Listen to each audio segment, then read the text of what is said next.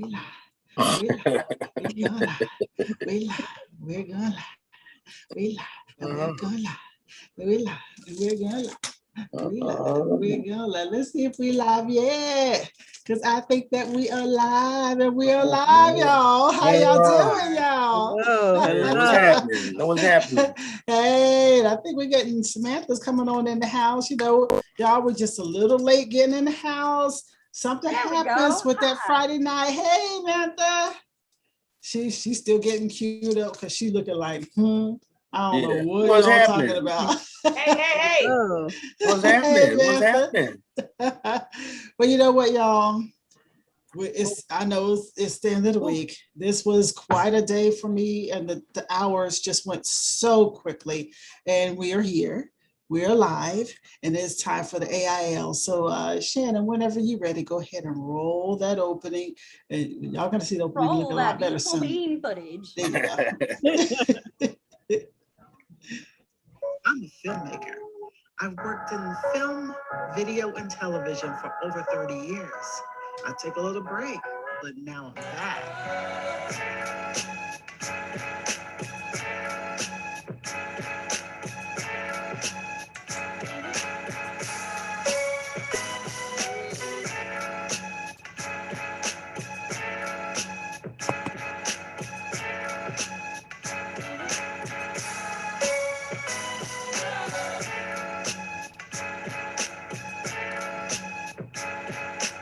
And we're back live. You know, like I said, we're going to have it all rolling the way it should be in a minute. Just a minute. Y'all just hold on. We're working some things out behind the scenes and might just do a little switcheroo, but we'll still be here with you all Friday nights, 9 p.m. Eastern. So, team, how y'all doing? Hey. All right. We started off small tonight. You know how we do. We always grow. Yeah. How we do. It's every week, you know, because everybody is feeling that Friday. They got to get all relaxed to get in here. I totally understand. I'm doing the same thing myself. You don't understand. What happens is when we get around 8:45, I'm like, dang it, where does the time go? And I run in here and I turn on everything. And then nobody's there. Okay, then I run out. And then I keep walking past the door because I'm doing other stuff. I'm still getting dressed. And then I run in again. And I do something else and I run out. So it's a whole process. I get it. How was y'all's week? Oof. It's been a week. Yeah. I'm gonna be real honest. I've been in a depression pit for about the first 2-3 days of this week. I went about 48 hours without eating and just was in a cocoon. But I'm on a higher tip now. I have mania. I have a mental disorder called mania. So like when I get to a certain level, I just gotta like wait it out sometimes before I can come back up. Right. It's been a trying week. Yeah. So we're good now. Happy Friday. Hello. The mania's back up today. Hey. Good. Smile. Yeah. Yeah. How's your week, Margot? Actually all right. I've been just watching and noticing stuff happen with other people that's like in my family that's been going through some issues. I'm like, oh Lord, bless your heart, but thank you, Lord, you got me covered. I got you. Y'all, and I'm gonna help how I can, but you should have thought about that first before you went ahead and did that or called somebody else. I'm gonna leave them to that and I'm gonna pray about it. I'm gonna go on. But like, thank you, Lord. Thank you. I know that's right. Call them. How about you, Michael? How was your week?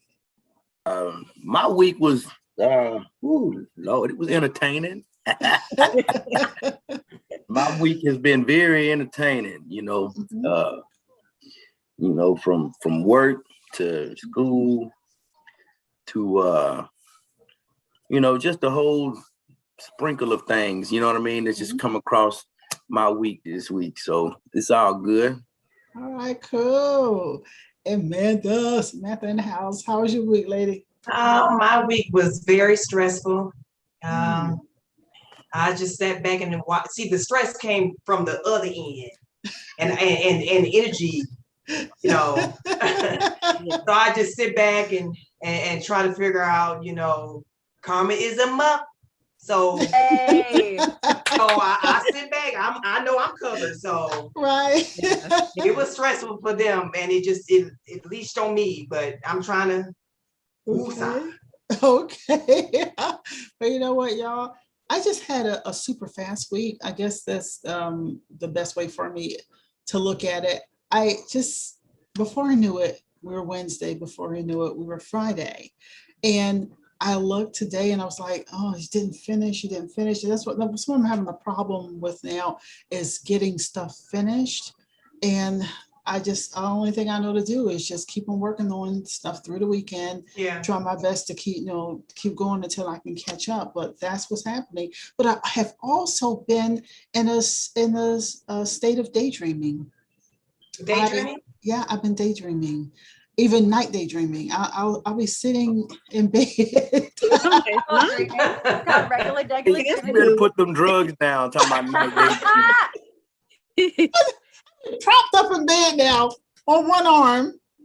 And I'm like, I'm playing my little games. I go to sleep. And I just noticed I will be an hour later in the same pose, having fallen out and everything. How are you sitting up sleeping? I mean, I just noticed little things like that. And I probably don't fall out too long, but it's just a little crazy things.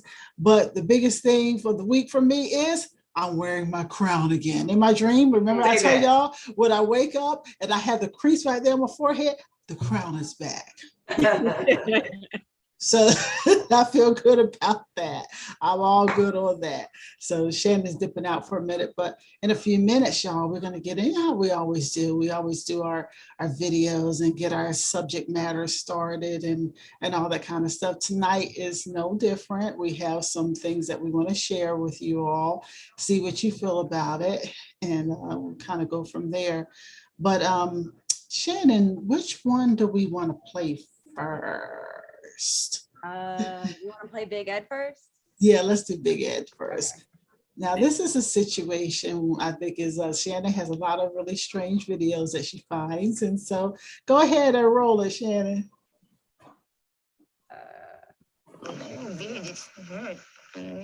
Ouch. He asked her for a kiss. Yeah. Really? And she goes, no, you hurt me. Okay, here's the deal. What? Don't be mad at me, but last night when I noticed that your legs were kind of like mine, they were hairy. What? Hairy legs. So I'll make you a deal. If you shave your legs, I'll shave my beard. Why? Shannon, turn it up a little bit. Black hair, it just seems kind of less feminine for a woman. So I don't like leg hair. It's gross. So it's soft. Your legs will be soft like my skin. Come on. Either that or you kiss me. No, guys. Okay. Damn. I wait for you. I like you. Don't get me wrong. They'd rather shave their legs than kiss somebody. He said kiss. Yes, that was a turn off for her, I guess. Right. While we talk, Shannon, can you find a part where he was doing the stuff to his hair? I'm not gonna tell him what. Oh, the mayonnaise in his hair? hair? Could you please for that? Okay. Because I know it takes a moment to find some. So while she's looking there, this is a situation. Oh, you found it? Okay, well, you go ahead and play it first and then we'll talk about it. Okay.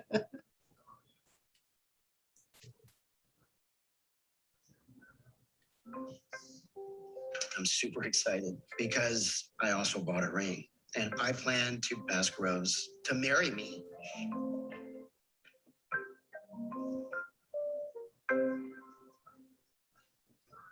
Since I met Rose, I want to look young for her. So I have been dyeing my hair and it irritates my scalp. So I found out that mayonnaise makes it smoother and less dry. I'm self-conscious of my physical appearance because Rose is 31 years younger than me. I smell like an egg salad sandwich, but it really, really works. I just want to look to Rose. He got the wine and everything. That's a ritual for him. I say he look like somebody old ass grandma. Yeah. So I guess the question is this, that's it. There's a lot of dynamics going on there. The first thing that we were looking at just now about him asking her to shave her legs, and then she really doesn't like the beard. But do you think that there's more than the beard that she doesn't like, or what do y'all think about that? I mean, typically in them situations, man, it's the pocketbook that's got people's attention more than anything. So I don't know what his financial situation is on the show, but I would question that. You know what I mean? Well, spoiler alert. Did I lose on y'all? 3 different seasons, and it's not the same girl every season. So spoiler. But yeah, their relationship was really complicated, but he's been outed, especially recently, just for being a major manipulator. He emotionally gaslights most of the women that he's with to like get them to do certain things or behave in certain manners that he wants them to behave. Like the most recent one that he's been on the show with, it's been like maybe 3 months, and he's already pressured her to move in with him and stuff. So he's always got like, it's always self-preservation and like what he wants and what he thinks a woman should be at the end of the day. Mm-hmm. Okay, Margaret. It's pretty much like he's buying his wife, pretty much. I mean, it's the 90-day fiance thing. So he's and she's taking it, but I think she's gonna be honest with herself later down the line and be like, yeah, this ain't worth what did I buy? What you need me to be over here, unless she's, might deny herself, like, look, I don't want that green card or whatever. I forget it. I'll go back where I came from. I would say what buyer's remorse is what they call it. Right. What I see is you you were saying, Shannon, down seasons later he was outed, and what I saw from the beginning is he was choosing somebody who he felt like didn't have a lot of choices, because I saw when they were taking the shower and the shack and I was just gonna talk about that. Oh, go ahead. Hold on. Let me see. You're gonna show it. Yeah, I was just gonna ask if you wanted to show it. It made me cringe a little bit. It really made me cringe. Yeah, I think you need to show it. Hold on. And he saw that big rat, and he was just, that just threw me. Oh, yeah, y'all definitely had to see this part, because I too was like, "What's that?" Well, because it's also not just him like showering by himself. So like I'm not gonna show the whole thing, but I'll just let y'all know. Like, so okay, here comes Rick. Visits Rose in her home country, and I'm just gonna be honest, I don't remember where she's from. But it's a third world country, and they have like an outdoor shower, and there's all these chickens and stuff that are around them and stuff while they're taking a shower.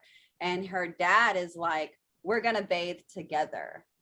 So it's her father and him like taking a shower outside in their shorts, because it's just like a protective thing for the father back in their country. Like he sleeps in the same room as him, like they don't let them sleep together, and like he's just trying to build some type of bond to make sure that his daughter's safe. All right. Hey, Rick. Good morning. Good morning, everybody. Good morning. Did you say good morning? Good morning. What did I walk into? You walked into some craziness. Oh, now y'all hear me. Yeah, very well. And so that they're taking a shower now. Oh, I dropped the show.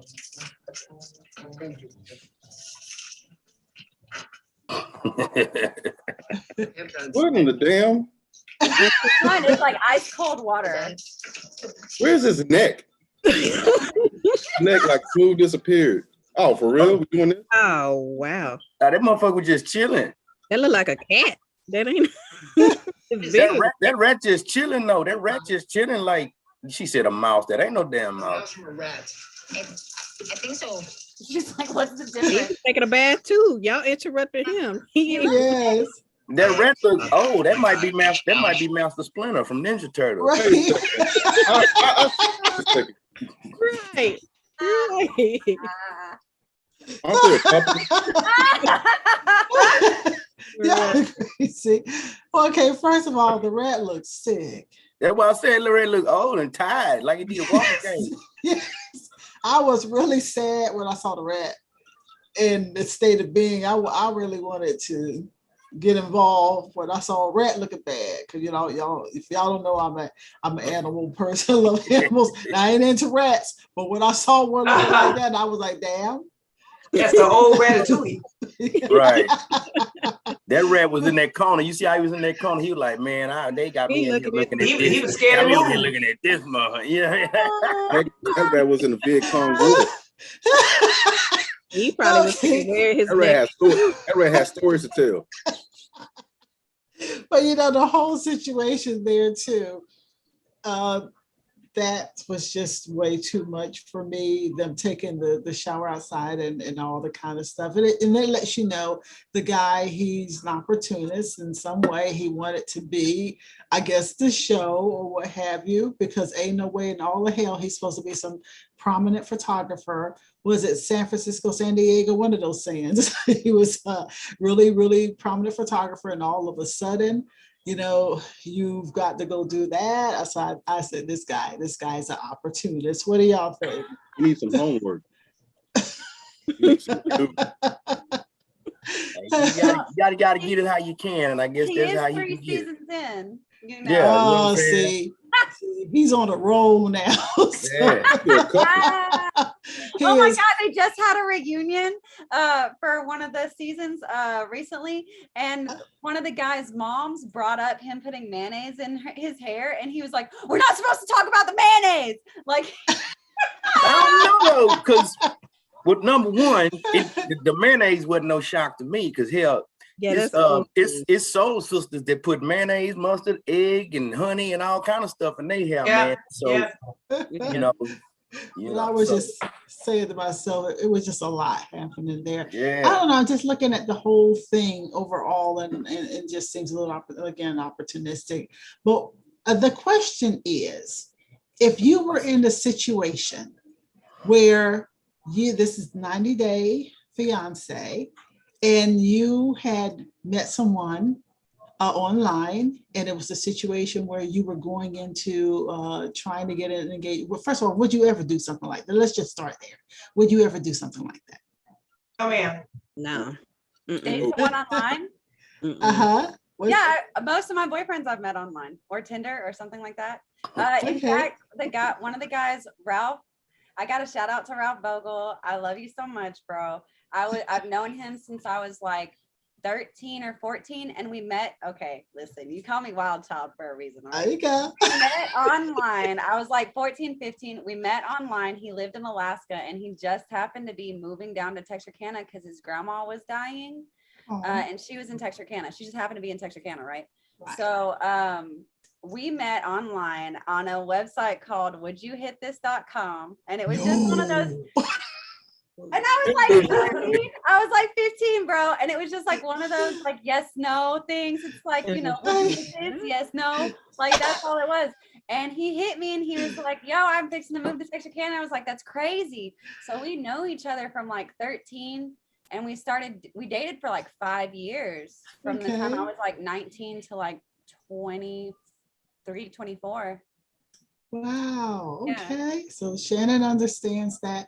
Yeah, I've met people online. I mean, from your Facebooks to your other social media and what have you. I've met folks and I've seen some really crazy stuff. But the one thing that I never do is put myself in a situation where I was meeting and playing for keeps. And that's how that 90-day fiance thing is, playing for keeps.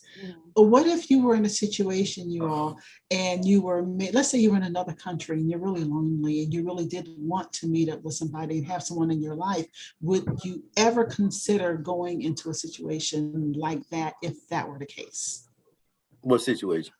Of meeting someone online and meeting someone sight unseen, and then all of a sudden trying to carry on with them? How would you feel about that if you were in that place? Maybe, like I said, in maybe another country, something totally different than your life is right now. Oh, I did it before. I tried it. It just didn't work. Okay. They're trying to take advantage of you, man. Look, let me tell y'all something. I'm trying not to cuss as much, so my apologies if I do. You are in there, sir. She's already demonetized. Go ahead. So I had a person. Oh, I want to cuss them. Cause that's what you have to call them what they are, man. You know what I'm saying? I had a person. You know what I'm saying? I did the whole. What was it? Tag, plenty of fish, online booty call. It was Scout. I heard about that one. Yeah, that's a new one. Scout and some online booty call. That was an old one. Now that was from way back in the day. That sounds like some hotline stuff. So I end up meeting somebody, man, and I was like, oh, okay, this that foreign, like, oh shit, okay, let me see what this all about. And man, they tried to plot and scheme, man. They had a family in on it and everything. And this is not, I'm talking about this particular individual who just happened to be Filipino. And I mean, fake having twins and everything, man. Went and took pictures of mixed babies and was sending them to me. And my dumb ass, I had baby fever. I'm like, yeah, you do look like me. Yeah. Like, told me because they could only get one picture, so told me that one of the twins died, and so now I'm all sad. And I mean, so it's people out there that will target you. You know what I'm saying? If you ain't careful. But so that's when I became. I mean, I was already like cautious, but I just feel for the okie doke because I was, lonely and trying to fulfill a desire. I can't talk. I got catfish one time too. You know what I mean? So I did though, man, and like they straight took advantage of me. And what ended up happening was my homegirl put me on because I was telling them what was going on. I was like, yeah, I'm about to have twins and all this other stuff. She said, you need to be careful. Did you not see, the military, they got it's their version of like FBI, but it's called OSI, Office of Special Investigation. They said, did you see the memo that they put out? And then the memo had like everything you needed to be watching out for. And I wish I'd have had that memo before I went through all of that. Because I'm talking about we had flew back to Philippines to have a baby because they couldn't have it in the location that I was at. And everything. I'm talking about straight pimp the hell out of me. I was a sucker, and that's what made me mad more than anything. Did you send money? No, I didn't send money, but I paid for the ticket. You know what I'm saying? Trying to, because I was pregnant, and I'm thinking that is mine. The kids are mine, and everything like that. So I was like, yeah, I'll send you home. So you can go see your family, get whatever you need to get.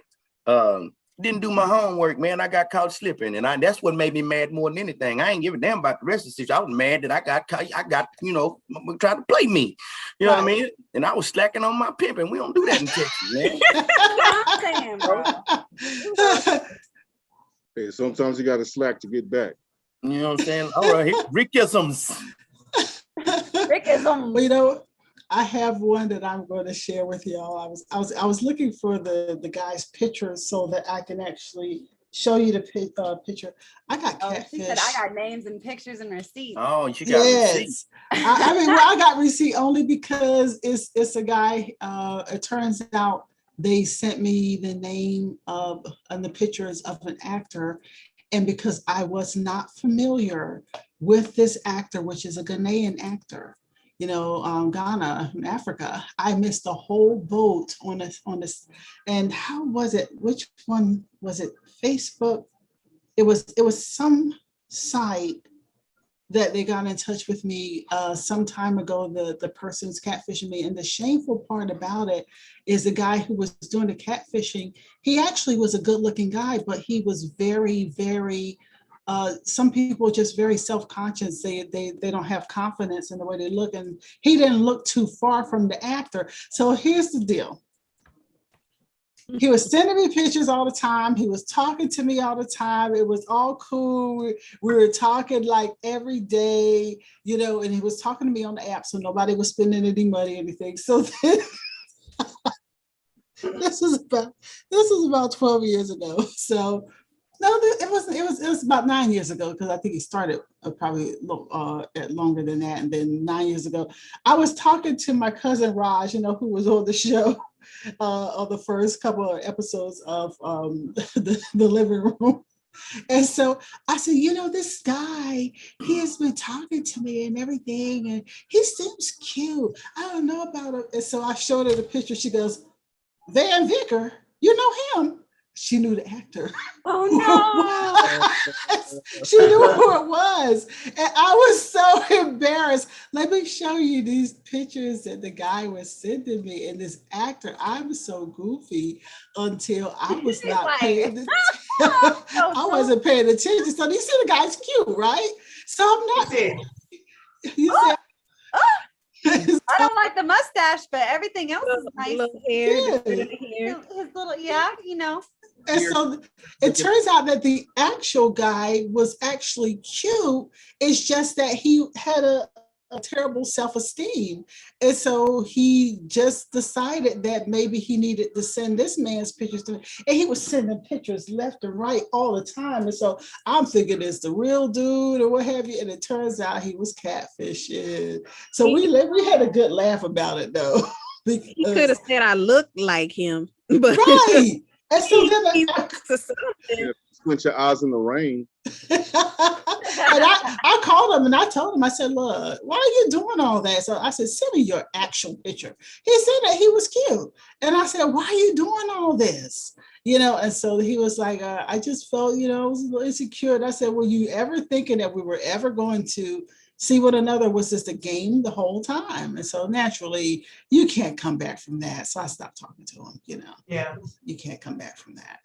Did you send him money? No. Okay. He didn't ask me for any money, which was really strange when I look back. Why it didn't go there? That's the part that was really strange. Yeah, that's why I was like, if he's catfishing you, like, what reason is he catfishing you? Like, there has to be some type of reason behind it. That's very weird that he would just catfish you for an emotional. Right, and I think he probably was doing it with a lot of people. So he probably had a whole range of things he was asking for and what he was doing with people. But I told him I didn't have jack bone for him. So maybe that was it. I don't know. So Shannon, you got another story. Now that one's a little bit more complicated. So you're going to have to, I'll give you full reins on that one. So knowing Shannon by now, you know that I am in. We think we know Shannon. And then I pull out the leash and you're like, who's this? That's Shannon part 2. So for some reason, I get into rabbit holes on YouTube drama, and I have fallen, and he's kind of like out the way now, but there is a guy named Onision. And he originally got big for a video of him dressed up as a banana. And it was just him going, I'm a banana, look at me move. And like, nope, I'm not lying. He went viral for that. Well, and shame on him. It came out that he's a P word. And he had actually groomed numerous women. And I'm fixing to show you a story, just a short snippet of a girl named Shiloh. He actually convinced her parents to sign over custody to him at around like 16, so that she could move with him and he could like pretty much groom her until she was an age that he no longer wanted to deal with. And he proceeded to torture her, not only physically, but mentally. And all these things came out, and the guy who's on To Catch a Predator got involved with it, but he mishandled evidence, and it ended up the FBI had to pretty much drop it. And this man is out running scot-free after he's done this to numerous women, not only him, but joined with his partner as well. So let me go ahead and share this. Wow.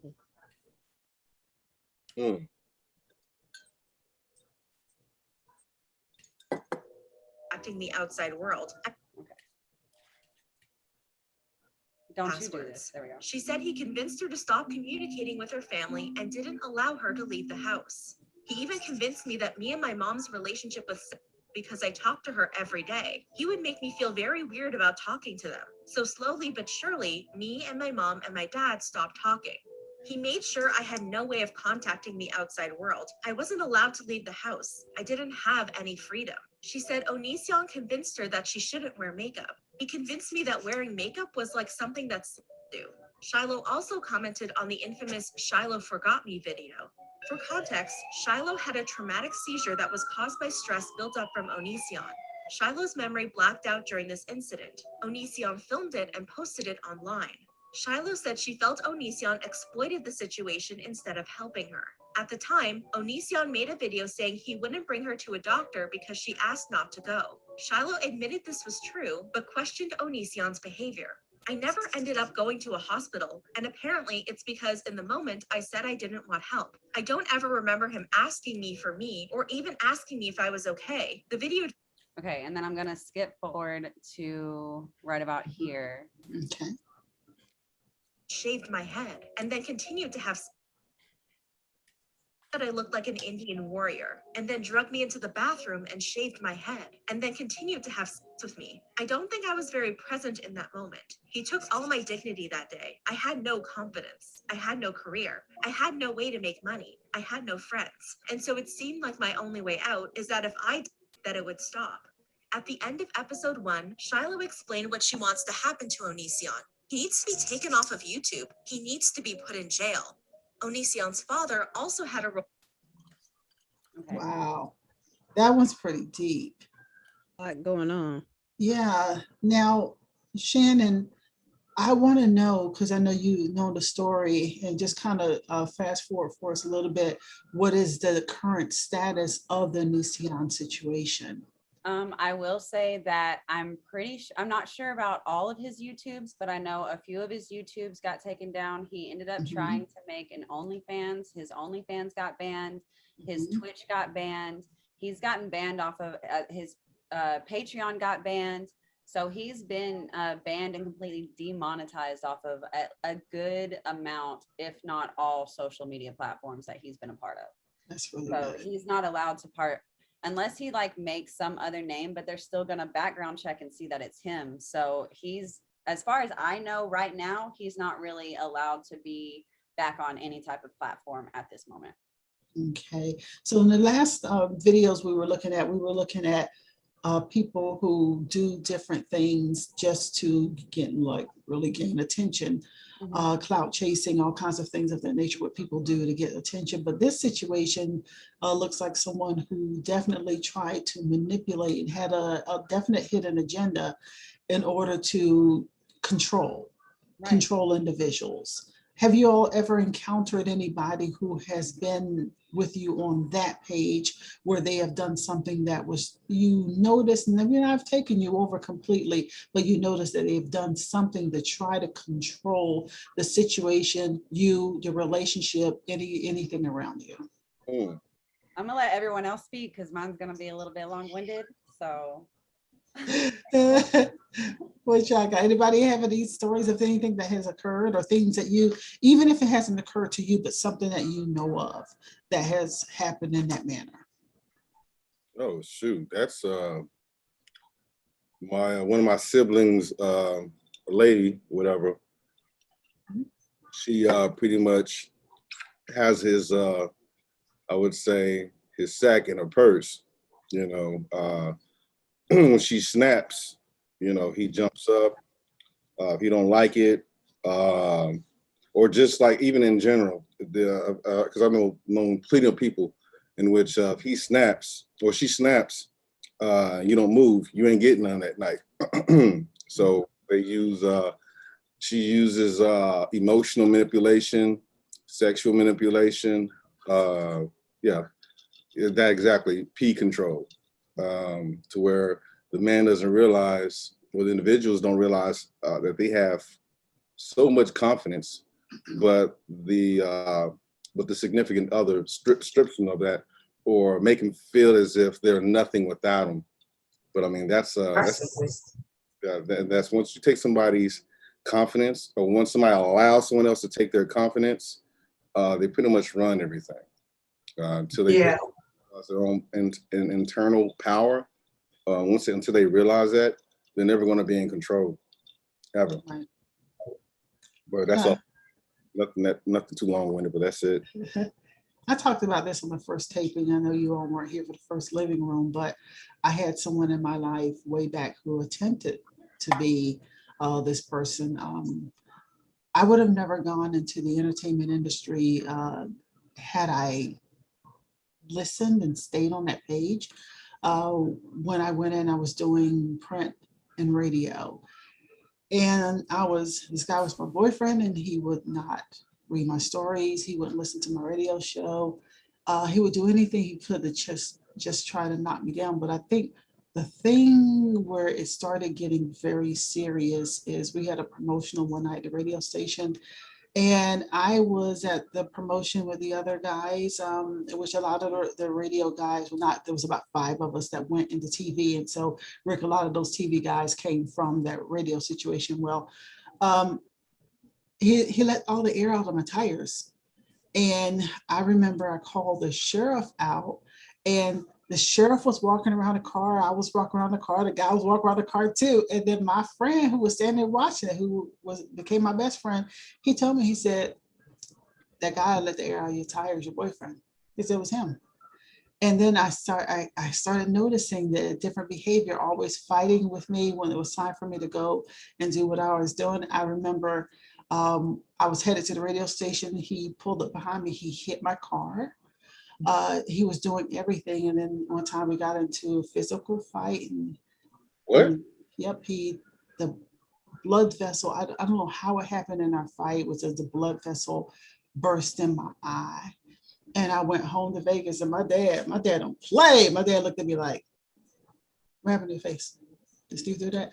And I knew, I said, don't make your dad go to the penitentiary because your dad would handle this. I just said, no, it's all good. And I knew at that moment that I had to get away from this cat because I fight back. You know, I am not the type that just let it all happen. I fight back. And it just so happens that his job transferred him, but I wasn't paying attention. I found myself in a situation because I wasn't paying attention. I was so busy into going into this whole situation of entertainment, and I was coming off a tumor underneath my brain. And so I was just like coming out of a real dark time in my world and going somewhere that was new and exciting. So I wasn't paying attention to the fact that I had a person here who was becoming an abuser and a manipulator. And I naturally got away from it, but it made me very cognizant of signs from that moment forward. Crazy. I share that same sentiment. One of the reasons why I moved out to Dallas was, aside from going to art school, it was actually a way to like get out of an extremely abusive relationship. I've talked about it before. I was getting beaten hard for about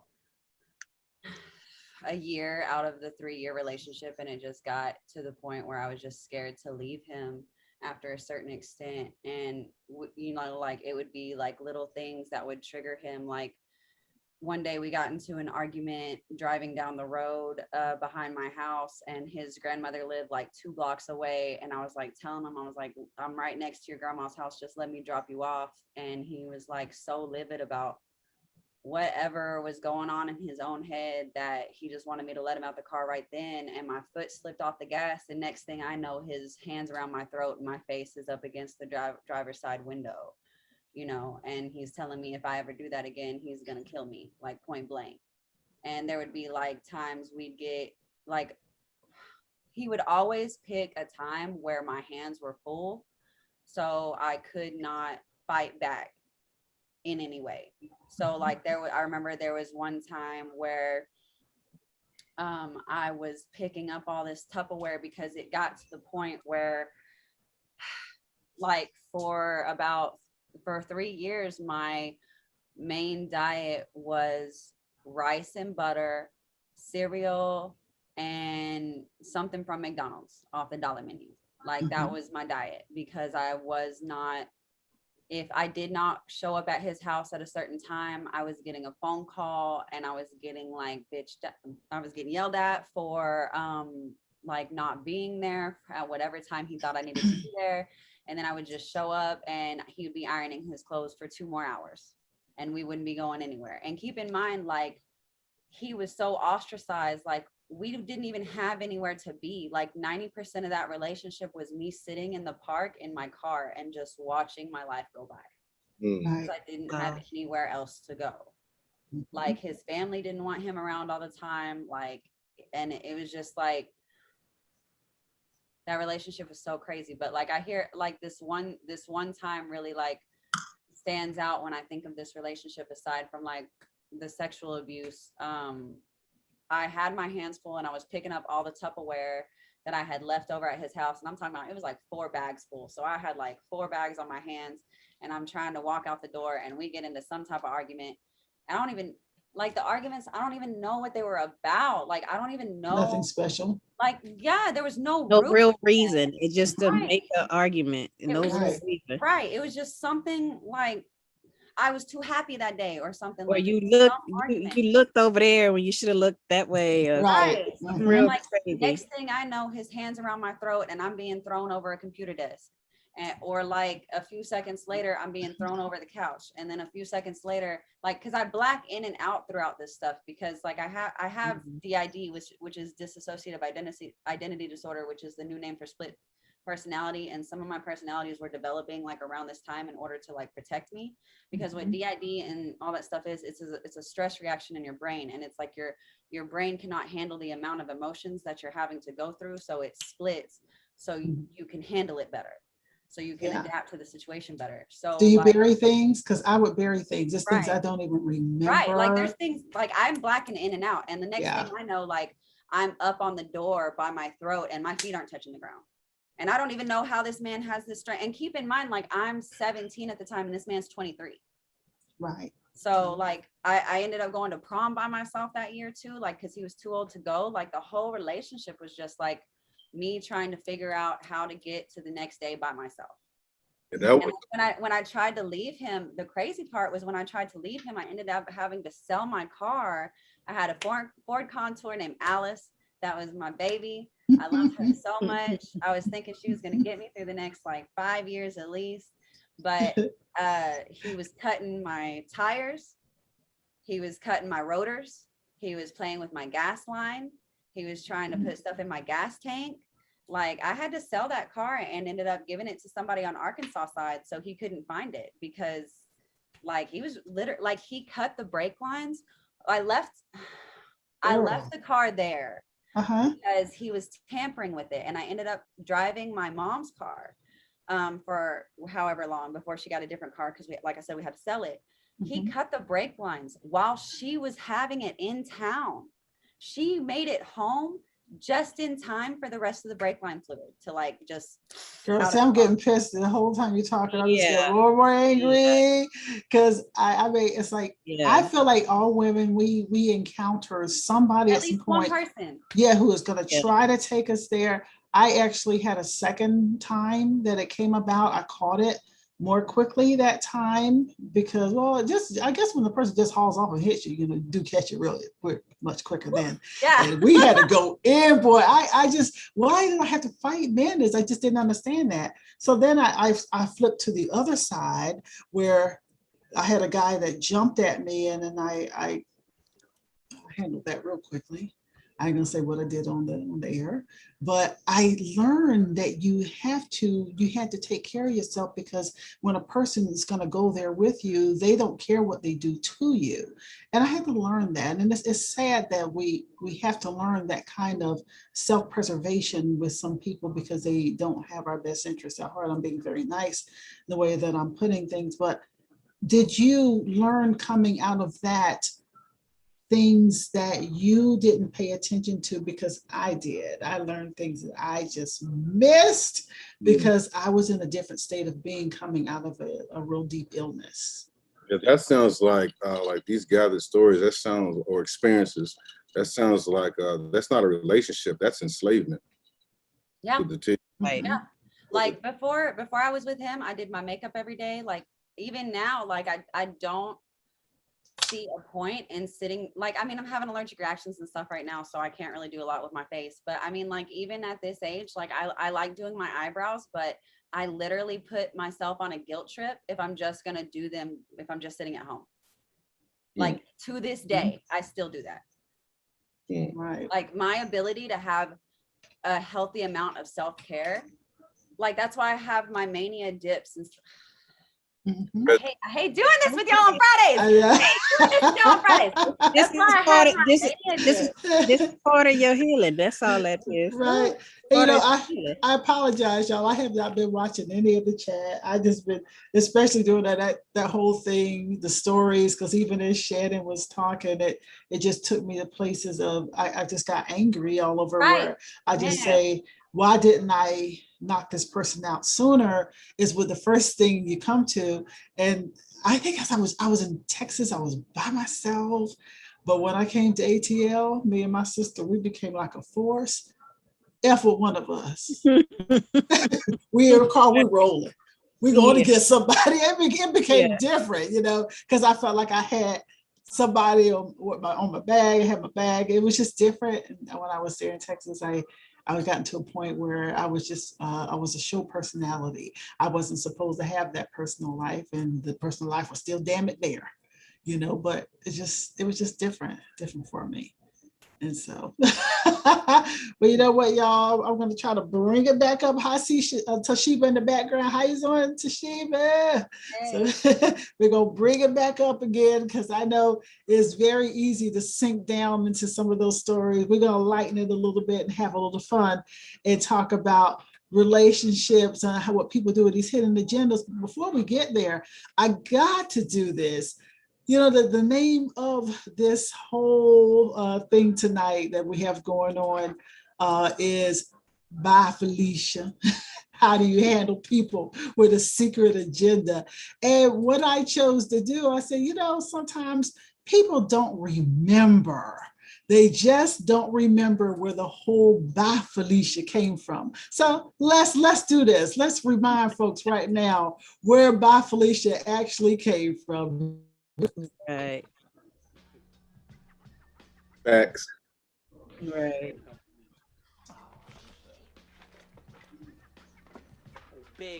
Or my car. Turn it up. Can you turn it up? Okay. What's up, Smokey? Nothing. What y'all smoking on? Nothing. What you want? Oh, I need to borrow your car right quick. What kind of shit is that? Most people want to borrow sugar. They eating ketchup. You want to borrow my car? Hell no. The hell on. Well, let me borrow a joint. You need to borrow a job. With your broke ass. Always trying to smoke up somebody's shit. The hell on, Felicia. I'm gonna remember that. Remember it. Write it down. Take a picture. I don't give a fuck. On Christmas. Bye, Felicia. No. Okay, let's go back. Wait a minute. Hold up. I'm on the wrong thing.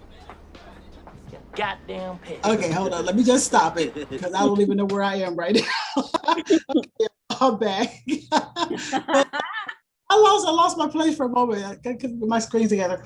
But that was the original for Bye Felicia. People don't know where it came from. They just adopted it. And that was the whole thing, the movie Friday, the original Friday, Ice Cube, starring Chris Tucker and Ice Cube. That's a classic. And I really wish they would come back together and do some things, but we could talk behind the scenes, but that's not going to happen. Right. So we're talking the after show on that one. So people who have a hidden agenda, folks who are around you, they're in your work, they're in your personal life, your relationships, they don't mean you no good, but they just rocking and rolling, wait for you to either come up or just go do something that they want to be a part of. Folks, do you encounter any of these people? Have you heard me talk about my past relationships on this show? Yes. Have you listened? Yes. Speak on it. It's our family members, it's our friends, Yeah. It's our co-workers, our bosses, our supervisors, like they're right in our faces, but it's like one of those things, benefit of the doubt, or like we discussed a couple of segments ago. What Maya Angelou say? When people show you who they are, believe them. Hey man, we done talked about so much. I told you that you tried to bring the congregation in. I think the congregation was high and drunk as hell on that day. Hey, I'm gonna toast with you, Pip. I'm gonna toast with you. But I was sitting over here searching through everything I knew about Maya Angelou, trying to what was that? Y'all already had say to that. So now that it came out, I do remember that specifically. Yes. People, yeah, okay, all right. Y'all already had to explain to me that yolk didn't mean eggs, so you already know. Okay, before we go ahead, we got some comments in the chat that you all want to go through first before we go into discussion of what y'all think, because I've only been briefly looking at it. Go on. Okay, so my homegirl Kiera said about Big Ed, his physical body may prevent him from interacting with the shallow people who go after looks. But homeboy, and listen, I'm dyslexic and hooked on phonics didn't work for me. So be like patient with this word, okay? But homeboy has developed malignancy. MALIG. What is it? Malignancy. Malignancy. Thank you.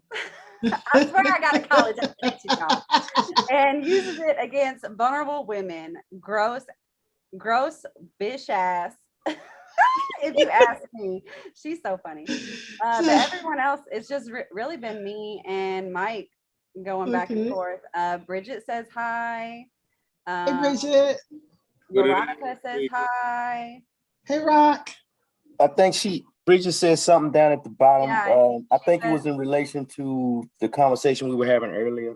Okay. There's, the one that Mike was speaking about. We've all been burned by fire, learned the lesson, and that will stay with us forever. I was being really nice and conservative with the way that I said. I'll tell y'all off screen how that really went down, but on screen, I gotta be a lady. Effing lady. So, but if we get back to the discussion at hand, okay, before Shannon goes all that, because Shannon got some stories for you, Ace. Everybody got any stories about the folks that you have encountered that have had these hidden agendas, and you're like, oh my gosh, you know, because I get it a lot with business, but just go ahead if you got anything you want to say, and then we let Shannon, you know, she give her dissertation. She got one for sure. I ended up getting in holes, and I don't even know how I get there until I'm there. I can be that way because sometimes when we're just walking along and we're not watching our surroundings, people know. What they call them player haters, snakes, evildoers, wrongdoers, sinners. Like, I mean, y'all can keep the list going if y'all know some other stuff, but they got a whole bunch of names out there. Millions. You know what I'm saying? For them folks. I've had a family member that like every new thing or something I did that was different or not normal to them, they'd call it out, or they'll state it or say something crazy like, why you doing that? I don't know. Why would you do like that? Ain't cute. Like when I decided to go natural and put perms in my hair, my aunt, I'm not gonna say her name and do her like this, but well, everybody in your family know you talking about somebody. You know, they'll figure it out. They kind of got the same little stank by Felicia, or like, you know what I mean? She come by here. They got that on their mind and on their brain when it happens. She done put our business out there and they done went viral. Shoot, they don't care because she might need to hear the truth in another way. But when I decided to go natural, it was like, ooh, why you do that? Like, I don't know if I can do natural. I don't know if I can do your natural. Your natural don't look right. And I'm just like, Natural ain't got nothing to do with your natural. So well, that's what I'm saying. It's like I didn't need you to even say nothing to do that. That's my hair, but you don't know why I'm doing it. This is what God gave me. This is what I'm gonna learn to rock and figure out what to do with it. Your grandma and everybody else learned what to do with it, and they caught somebody when they wanted to do their hair and their natural hair without no products and stuff. So hey, they had plaques back then. They had all kind of. They was putting paper in their head too. I remember that. brown paper bag. Yeah. To make the curls. Yeah, to put the curls. Yeah. It's just like, hey, why would you trying to make me feel bad? Like, why would you be trying to do that? Like, trying to compare themselves to you. That's what that is. Yeah. So it'd be a couple of things like, oh, that looks strange. Why are you wearing that? I don't know. And I'm just like, oh my God, maybe it's something with her that she need to work out, but I'm cool. I like me. You hit the nail on the head. Right. No, that's what be wrong with it. That's what be wrong with it. When these parents be raising their kids and they be forcing their kids to do stuff, they be trying to force them kids to do stuff that they wish they would have done. You know what I'm saying? Right. And then number two, you coming into whatever experience you got, and it just happens to be let's say your natural thing. Well, you made the choice to do something, and maybe they never did get that confidence or get around to making that choice for themselves that they wish they would have had. So there's probably like some deep-seated, I'm pointing back here. Right at the naps, right at the naps. Well, wherever that part is, but like it could be some deep-seated issues, man, to where they just like jealous, right? And they'll tell you I ain't jealous. Probably not up front, you know what I'm saying? But the reason your response or to my news came out sounding nasty is because something had to be, wrong with you for you to even come out there, because you'd have been like, hey, baby, if you like it, I love it. You know what I mean? He's like, I don't know about your natural. I don't know if I do. You're like, why don't you do something? But you ain't natural. But, you know what I mean? turn around like a month or 2 months later, when them finances of hers probably dwindled down and she had to go natural. She went natural. What? And put mayonnaise in her hair. Like, wait a minute. I didn't say nothing to her, and then you turn around and go natural. Like, what they look like? You being negative to me, but then you gonna do it 2 months later. It made me think about it. I went natural. Hey. I'm saying. Very natural. I went natural and put weave in my hair. No more perms for me. No, I feel you there. So because when I used to have perms, every month when I tried to go natural, my head would hurt. So I'm like, why my head hurting? It was the chemicals getting used to being no. So I cut all that out, and now I weave. I know that's right. Whatever works, girl. Whatever works. I look at it. Mine has been naturally. It's been a lot of people that I've run into in the industry. I've run into a lot of folks who were just wanting to just ride along because of the things that we were doing. And you run across people who not the true, authentic, genuine self. And you see it sometimes and you still just relax and just go on about it. But then it just comes out more and more and more because the person's not supposed to be around you. But I'll get into that later. Let's go ahead and get one of those Shannon stories. Let's go and get one of these. Let's go work out the first Shannon story on out here and see what that one is like. I'm like, which one do I tell? Do I tell the most recent or do I tell an old story? So one that's I really wish Bola was here. I wanted her to be here today so bad. I had so much stuff on my heart today. But my dad would call right now. Hold on. Give me 2 seconds. I'm worried about my mom coming in. Okay. Michael, what? It's finna be some tear slanging in here probably somewhere at some point. So I got a whole thing full of the tissue. Go and pass me one. Mail them off or something. Yeah, go ahead and pass me one because I want to cry about how I want to kick that ass.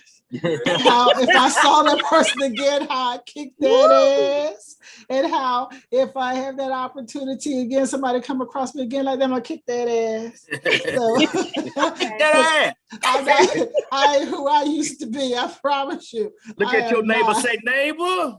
Neighbor, guess what? I'm gonna kick that ass. What you say, Rick? Evil is good. Sometimes. Oh, you got to know that I'm up on it. Okay, Shannon, go on with that Shannon story. What kind of work you doing if evil is good? But okay, so I guess I'll tell y'all an older story because the one that's going on right now is still kind of fresh, and I had to play a little ghost action and kind of disappear for a little bit on that one. But okay, you ain't no ghost no more. Your ass on live. Listen, tell him bring me that money that he owed me. Then don't show up at my house no more at 8:00 in the morning trying to talk that shit. Then. Anyways. So I had these. Take my joke back. Listen, he done took out my purse. He about to fucking catch. Excuse me. He about to catch both these hands. That's all I'm saying.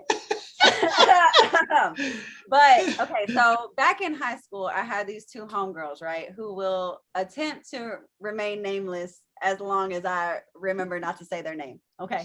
But, so I looked at these two girls like they were my sisters, like straight up, like I've known them since 5th grade. So this was not something that it was like, oh, I just met them in high school and it was a new thing. It was like I've literally known these girls from the come up. So like I thought they were like true sisters to me. And I don't want to go into a long story because there's a lot of things that I'm just not ready to put out on a social platform yet, just due to like emotional things I'm still dealing with behind it. But they did a lot of shady things to me, like they would take stuff from my house. Like there was one time I was dating a guy who happened to be one of their cousins, that guy that was abusive to me. He got kicked out of his mom's house. It's all connected. Texarkana is so small. Everybody's so connected. I told y'all this before. Everybody's so connected. You just be like, oh, that's your cousin? Oh, dang, that's crazy. Let me not tell you the stories that I have on this then and just continue my day. But so he moved in with this girl. And I remember going and picking him up one day, and she come out the back with a Game Boy Advance, and it was mine. She had just like altered it to make it look like it wasn't mine and sat next to me and played it. And I was like, but I'm at this age where I'm like, you really think putting something like that in my face is going to get some type of retaliation? And even at that age, I was like, it's a physical thing. Like if I wanted to go get another one, I could go get another one. Like I'm not going to feed into your animosity toward me because you're trying to get something out of me so you can. She really just wanted me to fight her, like at the end of the day. And I pop my knuckles now because I'm like, I'm ready for it at any time. But so and it went on for years and years. And this girl is the type of girl to like really hold a grudge. So there was this one moment like later on in life when I was in my 20s and I had quit talking to these girls for like years and years.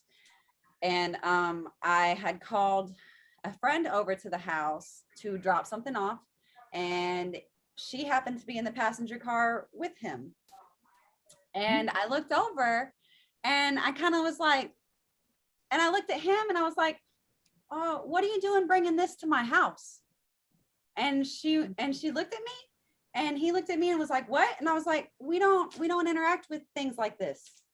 We don't allow things like this on our property. Oh. I was like, so you need to take that home and make sure you don't bring it back because we don't allow things like that here. Shannon starts a mess. And I looked at her in her face when I said it. I was like, we don't mess with things like this. Shannon called a girl this and things. Yeah. And I was like, so make sure you take that thing back home next time before you come to my house because it's not allowed back. So I knew what I did. So I stayed up all night and waited on her to come back to the house because I knew she was going to do it. and I heard some music around the corner, and my dad, I'm not even lying, my dad left something by the door for protection, just in case.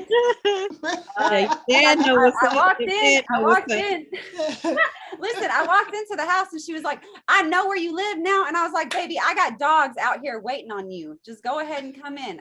Besides dogs, I've got other things to protect myself. So you can go ahead and run up anytime you're ready. And I'm just saying. So my dad left it by the door and a couple other things by the door just in case I needed it. And I heard the music, but it was already kind of going around the corner by the time I heard it. And my dad came out the next morning, and we got gas cap locks on all our stuff, just because I'm gonna be real, because of the stuff I was kind of into. We kind of like started protecting ourselves at an early age, you know. So my dad went out to the car and found sugar around the gas tank, and he was like, he came back in, he's like, you know what that girl came back and did? And I was like, what? He's like, I found sugar around my gas tank this morning. And he was like, she's so dumb. She didn't even try to think that we had gas cap locks because it just twists. It won't come off unless you unlock it. Right. That's crazy. That's so crazy. Well, you know, there's people who will try you. Shannon's real animated. She go ahead and she just go for it. She calling people things and thises and all that. I don't have, listen, you after a certain amount of disrespect, you're not even right. I got you. Don't exist. I don't see you. I don't exactly. See you.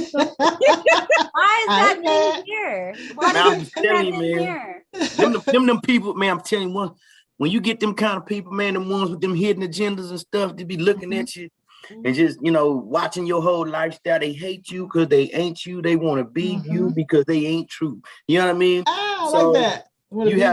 You have to, like, you literally have to feed them. I think we talked about this. I mentioned it. You got to feed them with a long ass spoon, man. That's right. You know what I'm saying? Once you learn somebody's true intentions, like I said, you know, given time, one's true self will emerge. And if you just sit back long enough, the real them gonna come out. You know what I'm saying? Because you can only wear a mask for so long. right.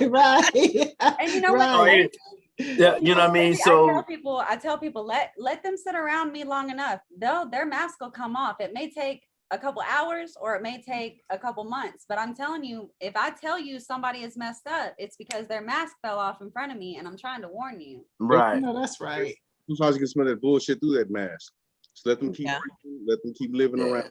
Eventually they're gonna tell themselves it's what they do and it's what they don't do. That pretty much gives you all the evidence. You just gotta shut the hell up and pay attention. And I feel like this. I'm sorry. Go ahead, Mo. Oh no, I just was gonna say sometimes people's spirits or your soul speak before you actually do. And you can sense it when they come around you. Because I got somebody at work, I just don't like her. I was like, and I've never felt that way about somebody. Like, I don't like this person. Something secretive, like something out. Something about them. And I've seen a little bit of their work where they was trying to get, you know, like me and my co-teacher in our classroom in trouble for some itty bitty little discrepancy, something real simple that shouldn't even been like a big thing. But I'm just like, I don't like that person, and I'm gonna stick with that. I'm just going. Man, you look. I'm telling you, like how they say, like babies. You know what I'm saying? Can sense evil, and how they got like what they say horses sense or animal sense or whatever. I maybe because I'm a mammal, I got that shit, man. Because I had a coworker that from the day I met this individual. It was people around me. I said, I don't like that MF. I said, something wrong with him, right? And it was, and it just the whole aura, the whole thing, and I ain't mess with him. You know what I'm saying? The person kind of was up on the chain, you know, above me as far as military structure. So I just, you know, kept it professional. But you know, after so long, it finally came to a boil in 2019, and you know, I went straight Dove Springs on him at that point. And like, you know, and then, you know, it's one of them things like, he was so angry and so aggressive. I've never seen him like that. Like, motherfucker, don't let the smooth taste fool you. You know what I'm saying? But, bitches. It takes a lot to get you to that point. You know what I'm saying? For real. You know what I'm saying? So So, but when it all came to pass, man, I told him, I said, man, I ain't never liked you from day one. And I said, and this is why. I said, I never trusted you. I said, and this is why. And then at the end of it, you know, we end up finding out that the reason this person was the way they was, and the reason this person was the way they was toward me, is because, you know, and not just me, but probably y'all too. When you living in your skin, you know what I'm saying, and that light shining on you, and your aura is outshining anything in the room, and you're not trying to, you just humble as can be, and you living it. People envy that. People are jealous that they don't have that charisma, that pizzazz, or whatever you want to call it, and they look at you as competition for what? You know what I'm saying? It's like my partner said. I'll shout out his name, Willie Baker. He says, man, it's all about cooperation, not competition. I'm not competing with you, man. You know what I mean? Chill out. You know, we good. So, but anyway, I digress. You know, I'm going to say this. What I was thinking about is going a little bit deeper with this one. When I said for people who shoplift your lifestyle and all that, there's some people who look at everything about you and they try their best to make it their own, and then they go out and it's basically living that lie, you know. And I've had that on with myself, where people will hate you in your own skin and the things that you're not afraid to do. You know, they want to roll with you because they see that you don't have fear of going out there and doing things, but they. Oh, is Shannon saying something? Sorry, my bad. I'm on mute. my mom's about to walk up. I forgot to put myself on mute. Or if they're not they're trying to make profit off of it too. Right. In my experience, if they're not trying to mimic you, then they're trying to put you in a position where they profit off of. Mimicry is a form of flattery. And you know what? Right. The reason they do that, Tanya? Why is that? Because it's a reflection of themselves. That's why. It is a reflection of themselves. And that's why they do that. Hey, I had to pay I had to pay I have to tell Bola that no, wait a minute, you got to turn to the side. Oh, yeah, you got to turn to the side. It's a reflection of themselves, and they have a problem with themselves. Do her voice. No, drape your arm over the chair like she does sometimes. Yeah. So yeah, I had to tell her that she was still here. She was still here. Right. She was here in spirit. Right. Well, you know, the thing is, and I'm what is it about you that allows people like that in your life? That's exactly what she was saying. Yeah, that was what she was saying. People have to hold themselves accountable.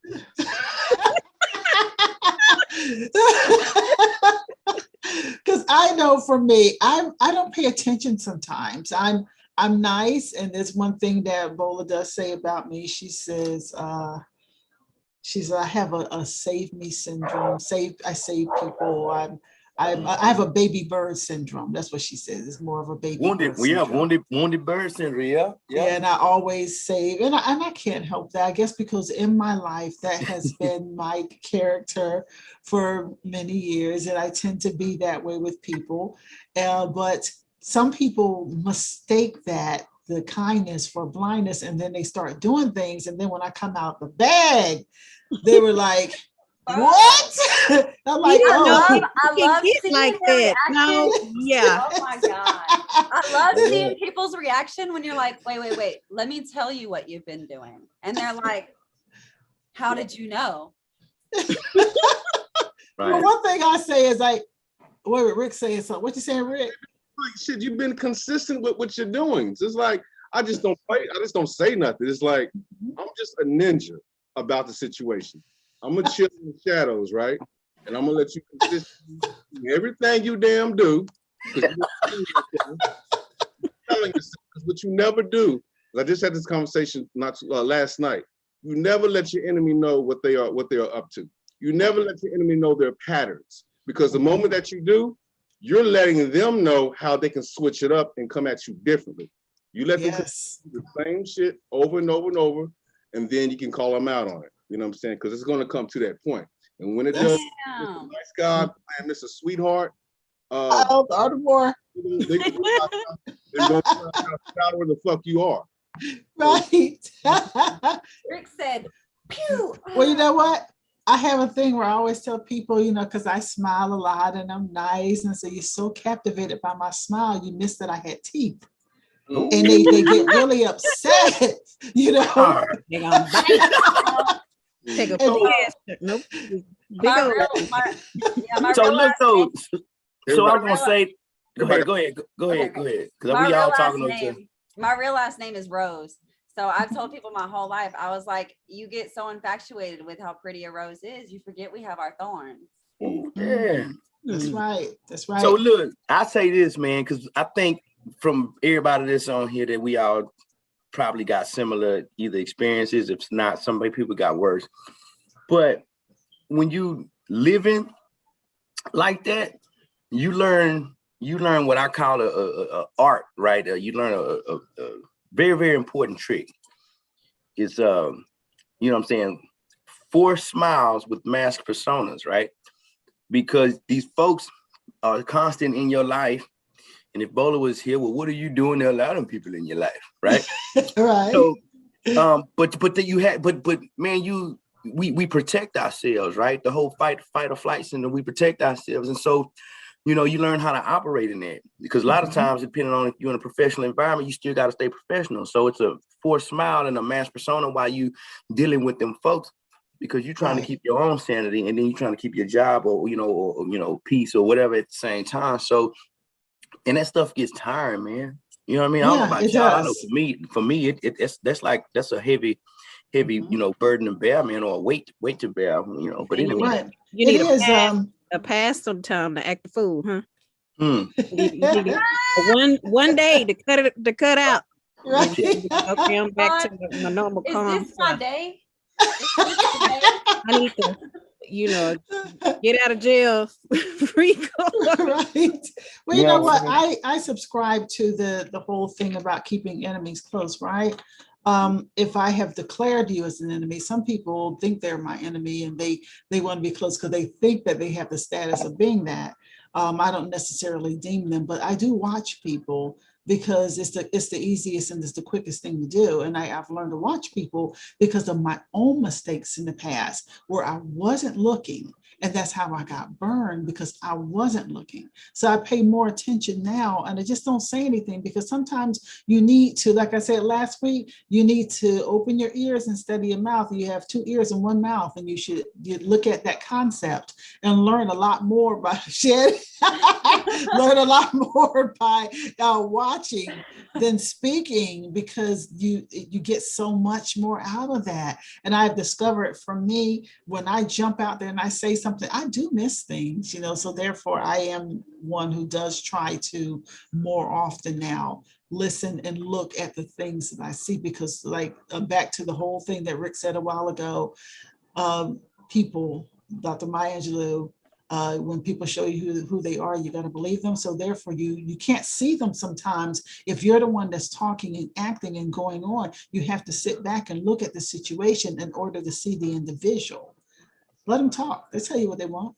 And to add to that, I would say, like, what's the saying Mike used earlier?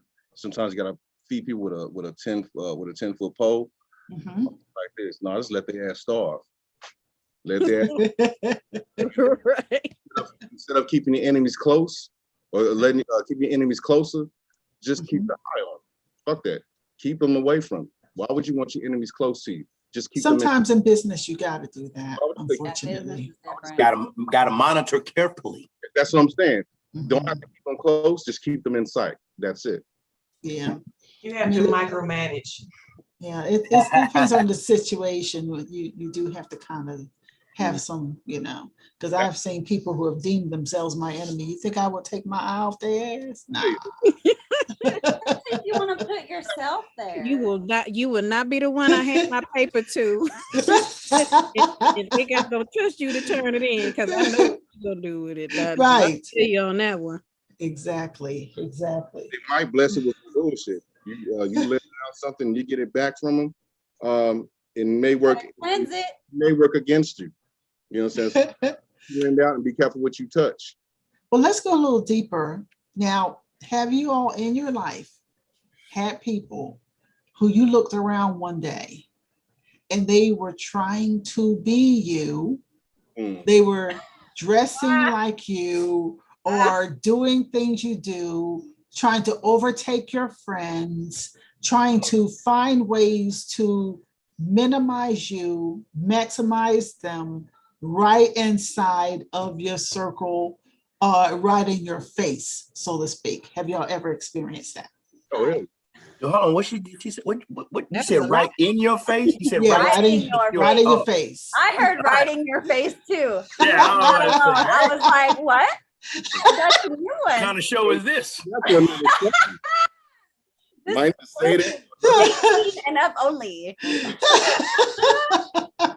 And Bridget said, "Yup." So maybe she knows what I'm saying, or she's agreeing with somebody. She said, "Yup." So anybody ever had that experience where they were right here trying to be you, right here in your space? What you got, Shannon? No. Let somebody else go. You know, I was just gonna say, it's hell. I don't even try. I don't even know what the hell I am or what I do. So it would be hard for me to see if somebody trying to be like me, unless it was just like real obvious. You know what I mean? Like if I saw them trying to like imitate me, use mannerisms, talk like me, walk like me, speak like me, but like I don't think I really give it that much attention either. You know what I mean? Because I don't be all in nobody else's business to be like, oh, this, that, and the other. Sometimes it's obvious though. Yeah. I mean, maybe I just let people live their life. You know what I mean? I'll be like, oh, okay, that's different. But I don't know I wouldn't know if it was me per se. You know what I mean? So that one's kind of hard. Yeah, I got what you're saying. Samantha, you've been very quiet. What you got on this? I'm daydreaming. At the beginning of the show, she said she had a hard week, and I'm trying to, y'all, the way y'all talking is, I'm getting de-stressed. Yeah. I got my little drink. Glad to help. But Tanya. Yes. I need to de-stress, so y'all keep talking. I'm listening. I'm trying to calm down. She said, that's why I told you I was running late. Because it was just too much in the streets. Okay, you handed somebody their ass? You handed somebody their ass?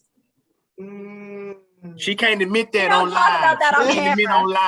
She don't want that on camera. Yeah, she don't want the law. Hey, I plead the fifth. Right. She can't admit that on live. Because the laws will say, wait a minute, Miss Cartwright, you admitted on our Imitates Life that you were. So I'm just going to de-stress by the tone of y'all voices. Okay, I did.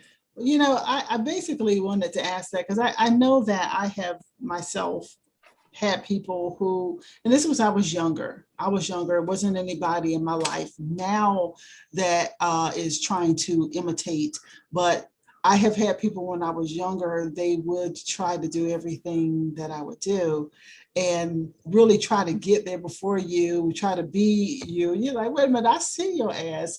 But it was just at a time where it didn't matter that much. Now, if I saw it now, I would be really alarmed at my age. Lawyers. Like, we too grown for this now. We too grown for this now. Right. But I do see people that do it in a different way now. It's more subtle. It is a lot more subtle now where they try to do it, but it is kind of sort of there. What about the people who, okay, I'm going to use an example as this show is a perfect example. They know you're out there, you're doing stuff. Can anybody know me per se? I've been doing shows since 1990. Years. Yeah. For over 30 years. I've been in the industry for 30 years. So I took a break, like but now I'm back. Right. She took a little break, y'all, but now I'm back. so we know I've been doing stuff for a long time, and I have seen people who they see we're doing the stuff now, and they act like they're like this. Take off my glasses so I can do it properly. Or they looking through the hair and they see you doing the show. They see you doing everything, but pretend like they don't see it. What about folks like that who see you doing stuff and they pretend that they don't see you?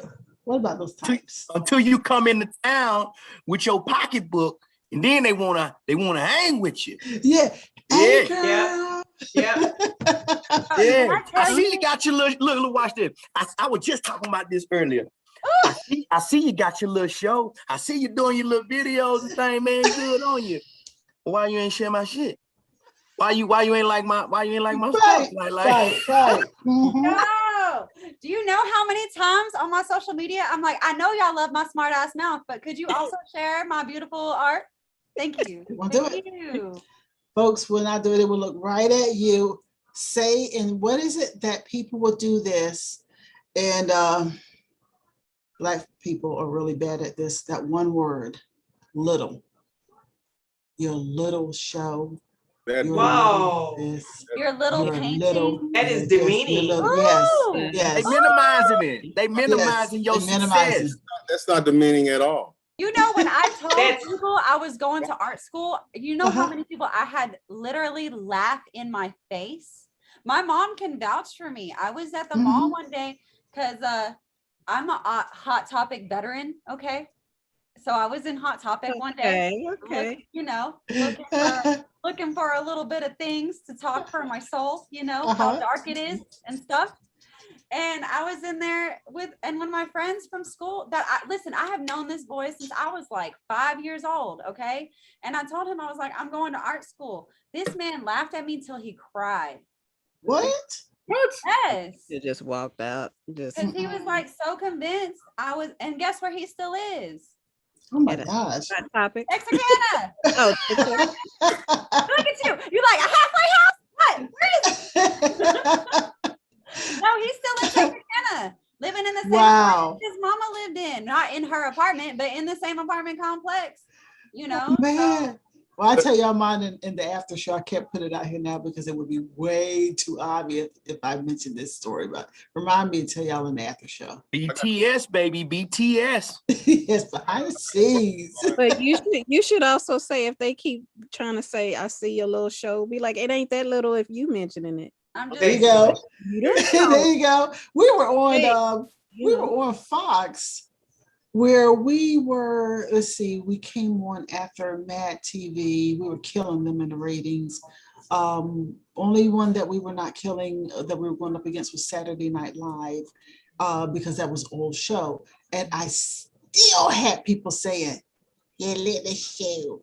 Right. Well, like Margot said, it's big enough for you to pay attention to watch and to comment on. So it's like this: if I have a bone and I throw it, doesn't mean you need to taste it and bring it back and tell me how it tastes. That's right. And, I have a buddy of mine. His name is Tony Barnes.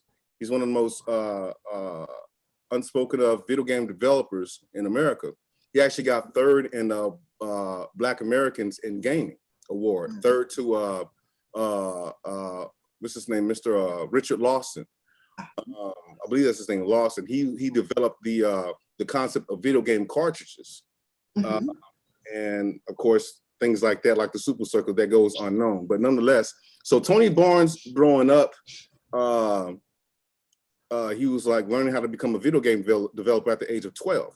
And he will go to his friend's house, so-called friend's house, and his friend told him, he goes, "Tony, how are you gonna make video games? We don't even have a father in your house." Right. Crazy.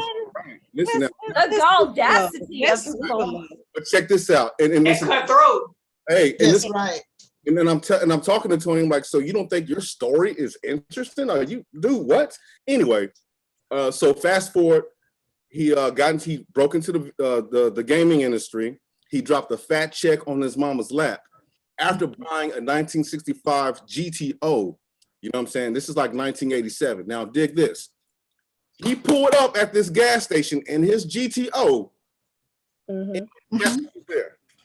And did what? He pulled up at this gas station in his 1965 GTO. 1975 GTO. And guess who was there? Who? That man. That same cat that told him, "How can you make games if you don't have a father in your house?" So he called him out. So he drove up Tony comes out and the dude yells his name. Tony, is that you? And he looked at him and he's like, all kinds of things come and said, you motherfucker, you. Yeah, that's the thing. You noticed me before I even think about you. You know what I'm saying? He noticed Tony first. And it was going Tony's mind, it was like, yo ass. Now every time you press start, you think of me. Every time you press think of video game, every time you press start, you think of me. And he was like, say, Rick, I want to just let him have it some more. I said, no. How you let him have it? He's older than me. Tony's like in his 50s, I believe. He's 50 years young. But I told him, said, Tony, no. The best way to continuously get at people like that is let your volumes do the rest of the talking. Let your inventory grow. Keep making the games. Because he's gonna see your name in the credits and he's gonna itch, he's gonna scratch, he's gonna think on the things that he says and wish he didn't say them. You know what I'm saying? So you continuously wish them away. That's how you continuously that's how you get at people. That's right. Let your success do the work, not your words. Your success. Say that. Yeah, exactly. Yeah. Man, I don't know. I don't be paying people no attention, man. I don't pay people no attention at all. You know what I'm saying? You know how them old folks tell where they used to say they be like, child, pay them no never mind. And I pay them exactly no never mind. You hear me? No, never I don't even know what the mind. hell no never mind mean, but I know it means something. Right? And I tell them that. You never think about them. You never mind them. Right. Okay, we got some things going on in the chat. Somebody go on and run that chat off and see what's going on over there. So Leah, my friend Leah says, when we were talking about like looking at people for who they are, she goes, looking is so important. I'm still trying to learn that. And I said, I still ignore intuition sometimes, even though I know. And Bridget says, at this point, I listen to my intuition. I have to. It's all I have to keep me grounded to my true self. And we were talking about long spoons. Veronica's like long-handled spoon. Yep. And Bridget goes, when you experience gaslighting and people trying to diminish your voice, your power, your intellect, and your spiritual gifts, it's important to remember who you are and who you are when you find yourself. And then when they were talking about the little stuff, Bridget says, hit them with that. Don't despise little beginnings. They make for epic endings. And Mike said, I hit him with this. My purpose is grand and you're still stuck where you stand.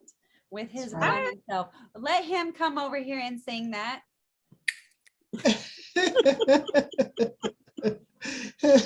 But you know, I was thinking about that whole little thing. I remember when we first started doing the TV shows in Austin, and I was coming out of radio. I was not even familiar with that whole TV community or anything community level. And they were like, y'all do that little show. And I remember the next thing I know, I'd be in HEB or somewhere and they'd be like, Tanya Dixon. They're like, who the hell is this? I wouldn't know them from a can of paint, but they would know us, you know, or the people that was in my life at some point. And then they say, Tanya Dixon. Yeah. And I was just like, are you for real? But that just goes to show you never know how something is going to turn out. Hey, and another thing, that little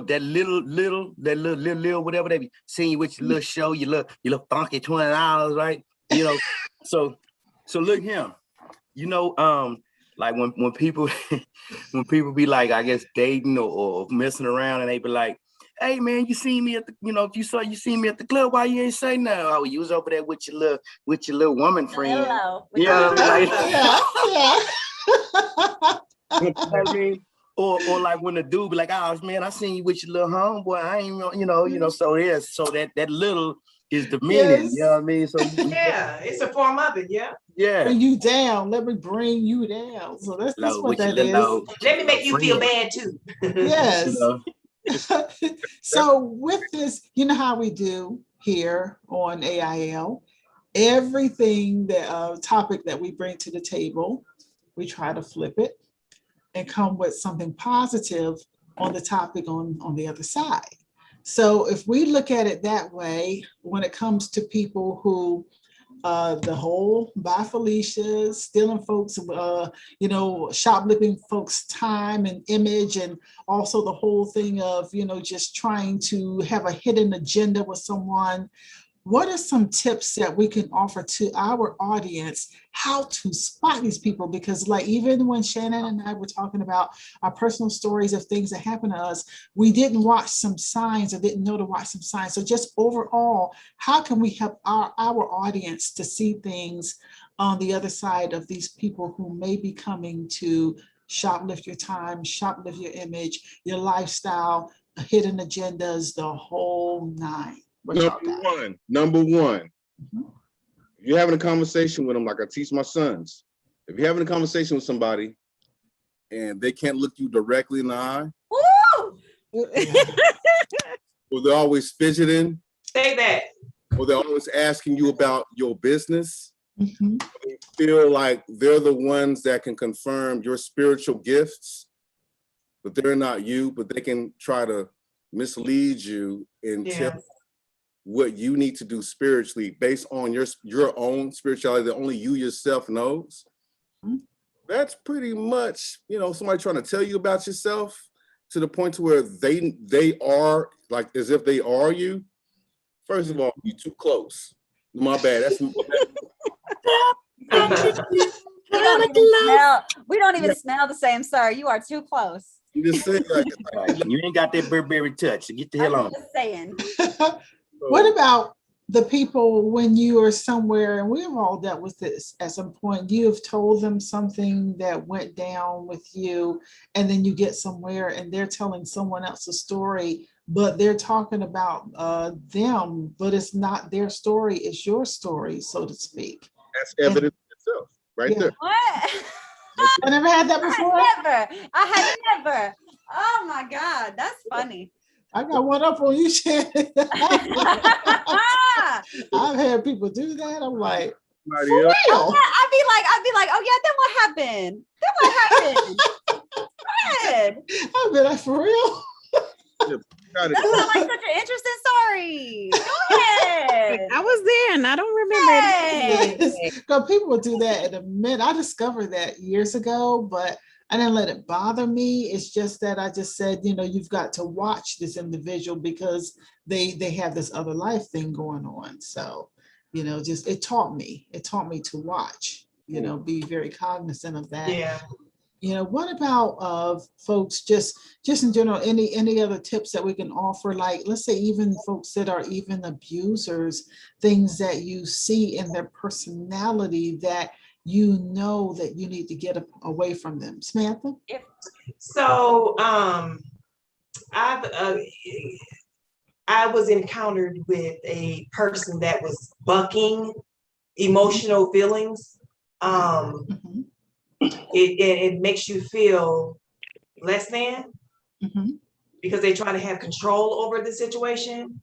It's a form of narcissism, things of that nature. If they want to, buck you. And I heard the bucking word from slavery terms. How the white man would buck blacks, and and then they get scared about the black woman, and it's kind of like still that at this moment, you have people bucking people with emotional feelings. Wow. Why'd you think that way? I would never hurt you. Why would I do this? And why would I do that? And then you're thinking, man, I shouldn't even say that. Oh, I feel bad. I feel bad. Don't even say something. Yeah. Wow. Yeah. If someone it's refuses to take if someone refuses to take responsibility for what's going on, and instead they say, "Why would you think I would do that?" That's immediately like a red sign. Or even that's right. What I'm going through right now is like, quit playing dumb and answer the question. I've asked the same question like 6 times. Can you just quit acting like you haven't seen the question that I've been asking? Yeah. If they refuse to address the stuff. And like the situation I'm in right now, like I said, I've asked the question like 6 times, and he's like, what exactly do I need to explain? Quit acting. If they immediately act dumb with you, just let them be dumb. Let them be dumb and leave them alone. Because that's the best thing I can do right now. Even with that, let them think you're dumb. Let them think you're dumb. Sometimes you learn more. Like I said before, just because people graduated, just because people have graduated, got the diploma, doesn't mean that they graduated. Say that. So, let them think that. But what people think don't mean. Oh, you got a little echo. Yes, That's me. Mike. I'm about to leave. Okay. What you think don't make me shit. You dig? Or what you eat don't make me shit. Unless you're watching that movie, The Human Centipede. Bro, you on, bye. And I'm gone. What you got on that, Mike? What you Man, got? like so, I mean, now that I think about it, man, it is some people, you know, that I can see that try to steal your style, and try to be like you, only because they're envious, right? And so what I would say is, instead of them coming looking at it from the opposite side, maybe they don't know how to come to you and ask that, because that is a prideful thing. You know what I mean? Like, hey, you know, you're 40, I'm 40. How can I be more like you? Because, you know, we're taught that, you know, you look up to folks, meaning, and then they start looking at it from you have to be young in order to look up to somebody.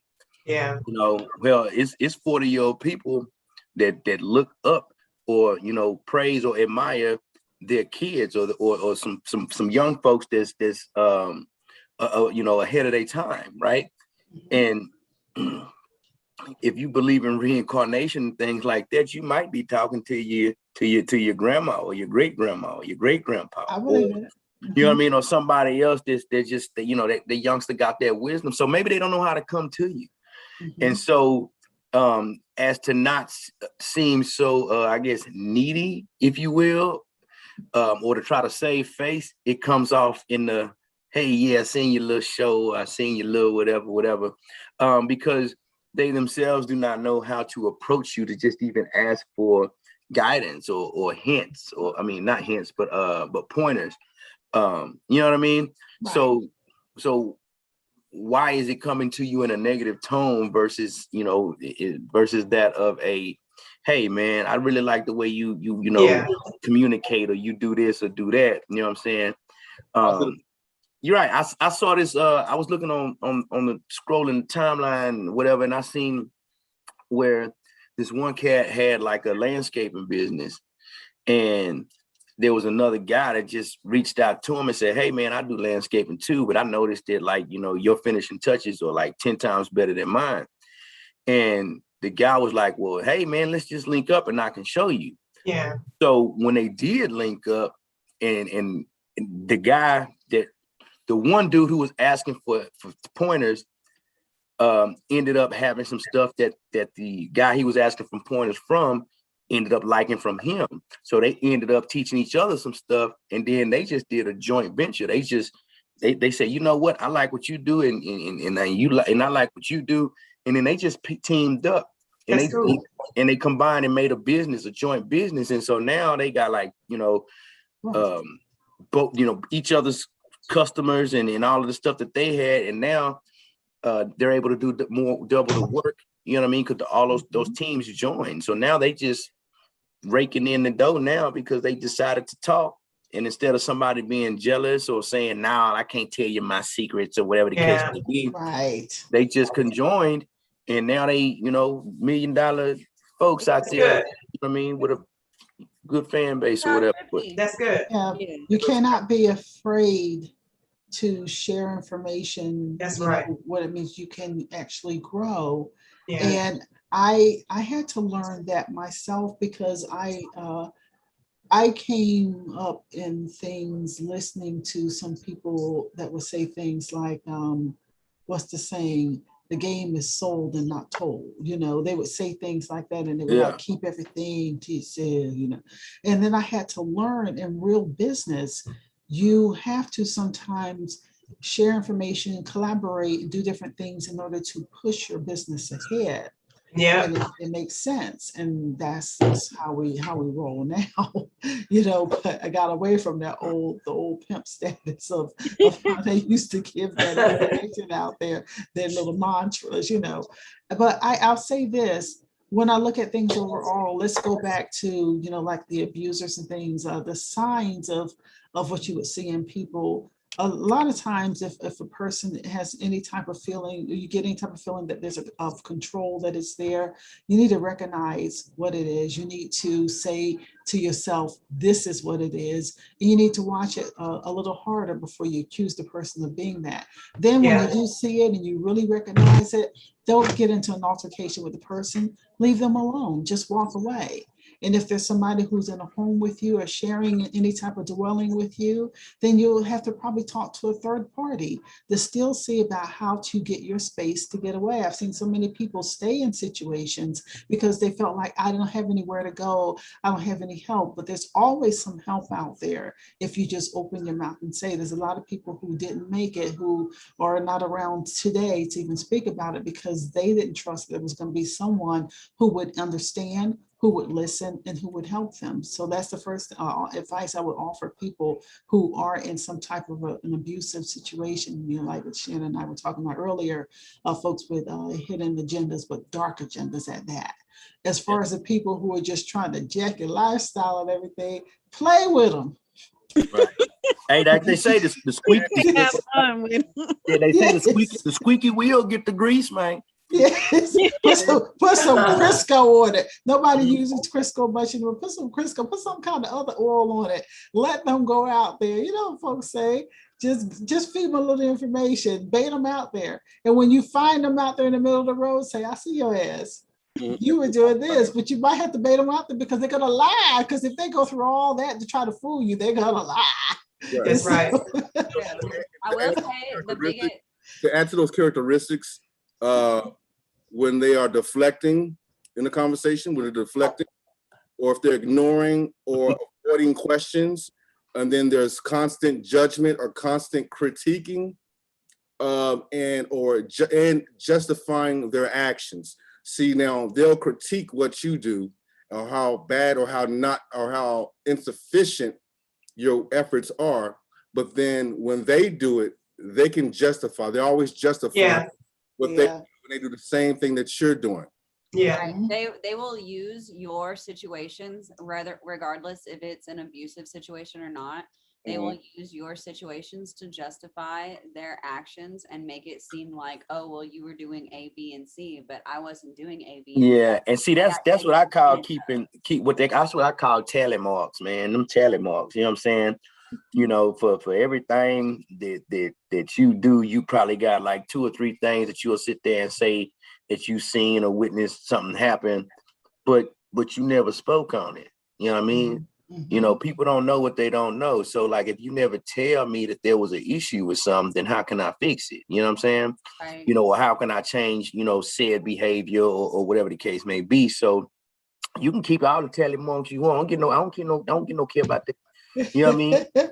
But because you ain't never said nothing. So you can try to validate and justify all you want, but you ain't never said nothing. So that's what I'm coming back with. Well, you never told me that. So how the hell was I supposed to fix it? You know what I mean? Or how was I supposed to change? I just had a man tell me that I've had other men at my house, but I haven't seen that man for 3 months. So why are you even telling? Exactly. So why are you number one, if he know you got people in your house for 3 months or whatever the hell you just said, that's something crazy because he's stalking you. Yeah, that's what I was thinking. He know what the hell going on in your house. Let me tell you, he talked about my house at 8 a.m. out of nowhere, blew my phone up 10 times. I hadn't heard from him in like 2-3 months. And just popped up. I'm telling you, I'm going through Shannon, stuff you done right told now. the story. I'm not trying to talk about nothing. Shannon, you done told the story. Tanya, you done better told get some cameras around your house. Right. Both of y'all done told some stories. Whatever the hell y'all putting on them people, y'all better cut back. Y'all better pull back a little bit. You can't go 100% all the time. You gotta go like 30%. Ever since I met the Ghetto Boys and I know the anthem, I told you we doing the anthem the other day. Better shoot like a freshly rolled blunt and roll on. Hey, look here, you can't hit them with the he. You can't hit them with the he all the time. You gotta hit them. You gotta come back a little bit. You know, hit them with some consonants, not no vowels. You know what I mean? I'm a Sagittarius. All I know is 100. I know I ain't supposed to be doing this on YouTube, but what we were doing the verse the other day, Michael. I make big money. I drive big cars. Everybody knows me. I like I'm a movie star. Late at night. Something ain't right. Yeah. Tell about the same sucker headlights. It was that fool that I read off the block. Oh, This look that at clown last week that I shot. Here's the one I picked for $5,000. Thought the head came was gold metal flower. Let me find out you're right. That's all. They know you. I was scared of their mother. Yeah. To the left of the Popeyes. Come on. It was going down. Let's get it over with. Here they come, just like I figured. I got my hands on the trigger. Hey. But it started making ass start giggling. Three blind cripple and crazy city. But okay, I said my mom playing tricks on me. That was my jam.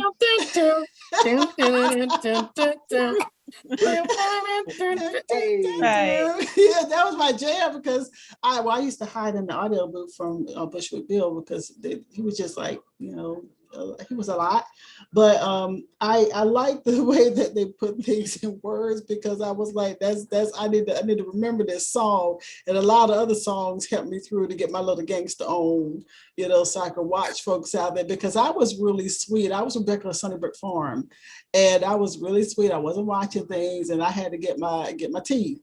I had to cut my teeth, and then once I did, it's on. That's all I'm gonna say. Relatable. But you know what, y'all? We're gonna start to wrap things up here. You know how we do. We've had a real chill tonight. Hi, yeah. 10-10. I got 11-10, but I know y'all over there 10-10. I got you. I'm almost 11-11 over here. So, but right. So, June 11th, 11-11. Hey. Hi. I said June 11th, 11-11. Right. Right. I'm going to have to keep watching the clock for just a few moments and just remind me when it happens. But, right now. Yeah, it is. So I always think she said June 11th, 11-11. And if you take the fact that June is the 6th month and you take 5 days a week because it's Friday, then that's really 11-11-11-11. Look at him. But I usually say a prayer when I do that. It's always like, I always thank God. I do some prayer when I see those numbers and everything because I am a seer, number seer too. So.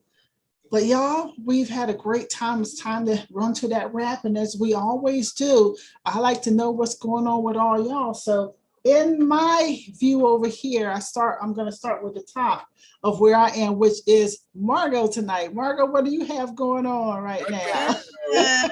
Very little at the moment. Still finding my craft, working on a couple of DIYs, and still building stuff. The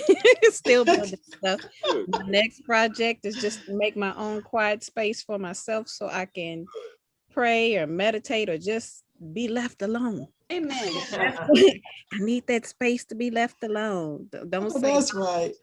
Mama asked me for this, or can I have this? I'm like, look, I'm in this box right now. Right. Need one of those tents that go inside. Yeah. I want a yurt. I actually want a yurt. I need to find one where y'all can just order it. But that's a yurt. I thought you said you want to twerk. I'm saying my bad. No. He said, "Go ahead, little mama." Not at all. But yeah, but that's about it. Still just doing poems and all that kind of stuff. Well, thank you. Thank you for hanging with us here on AIL another week. I mean, we'll be back and doing our thing next time, which I'll talk to you on the after show about that because I'll do that in a minute. But well, first of all, let's say Samantha, girl, I know you've been quiet tonight, but what you got going on? Well, I'm actually exercising my creative spark, with dealing with makeup products, things of that nature. So studying real estate, trying to stay busy, staying positive, trying to do the ninja on the stress. I know that's right. Say that. I know that's right, girl. Thanks for being I'm trying to stay busy and meditating and stuff. So okay, thanks for being here. Rickalicious, you're welcome. Rickalula. Didn't do it just yet.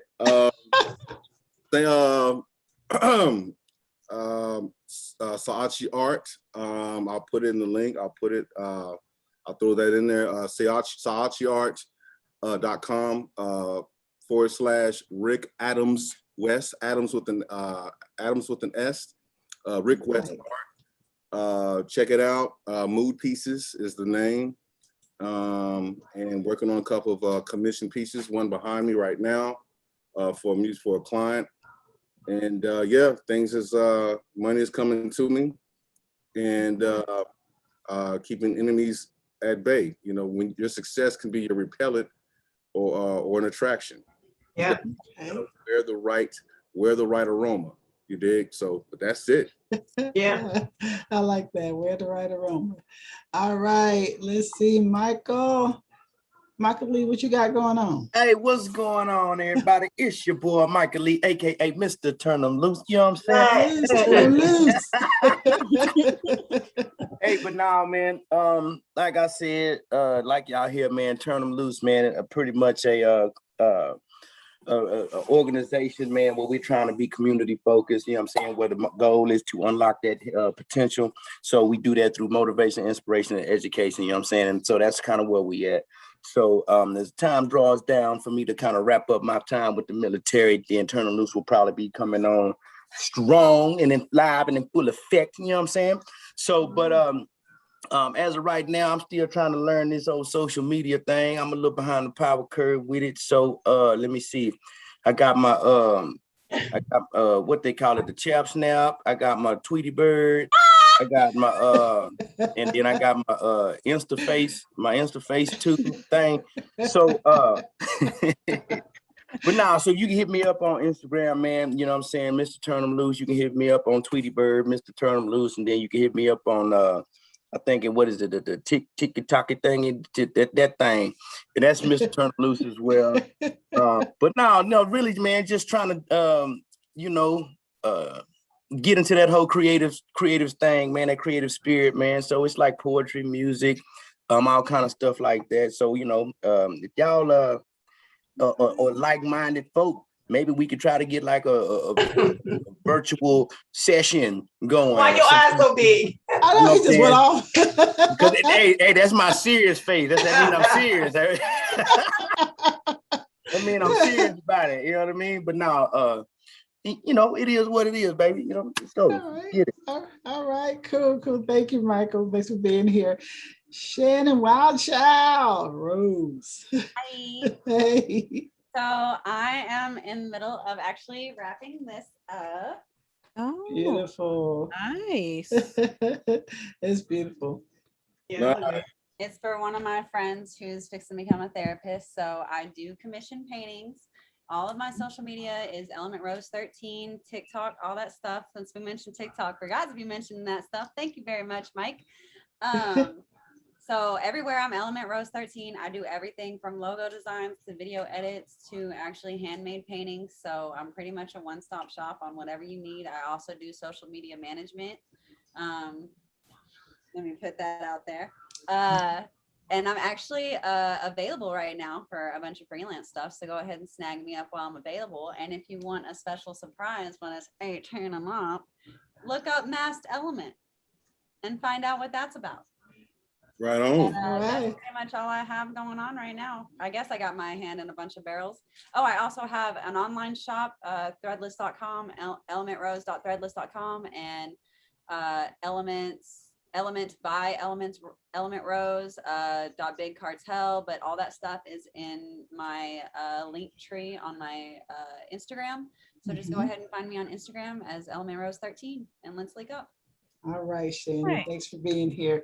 Thanks for being my online social media person, in-house here doing all my mechanics and everything. So whenever something goes wrong with me, you'll probably see Shannon as the administrator, because I was a little afraid earlier today. We had storms and I was getting ready to tell you, girl, handle it, because I didn't know if I would even be on, but everything cleared up and we're all good. We're all good.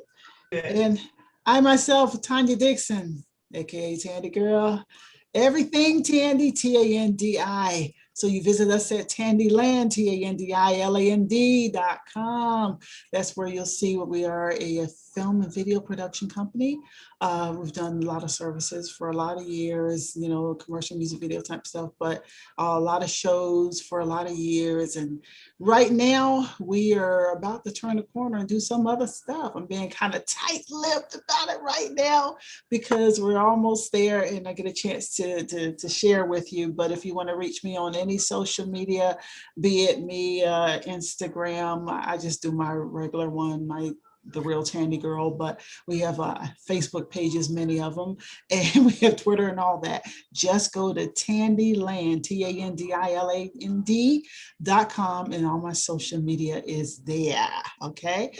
And while I have you all here, I want to go ahead and tell you that next week, the show, provided that nothing goes wrong, storms or anything else worldwide or what have you, the show will start 1 hour earlier next week because we're going to have a special guest live for the first hour of the show. So next week we will be having this old school group here, and I'll say in case you don't know, they had the song Don't Stop the Music. They'll be on next week. They'll be in full interview next week from 8 to 9, and then you all come on in the house here in the living room, and we'll have them come into the living room however long they want to stay. They'll talk with us, and then we'll go on into a topic, and hopefully they'll hang around, stick around, and see what we're all about during that time. So you all hang around in the after show, and we're going to talk a little details for just a few moments, but we will have a special longer show next week. So hope to see you all on, and then we got a lot of folks. We'll see what's happening with everybody else out there, get everybody back in the house and do it big. Y'all good. All right. Anybody got any parting words before we get on out? All minds clear? To listen to your intuition, and if they give you signs, you need to pay attention to them, because they are going to always give you a sign to let you know how important you are to them or in their life. Just make sure you pay attention to it. It's usually always there. And in the words of Miss Bernie Mac in House Party 3, son, if you don't appreciate who you are, fuck them.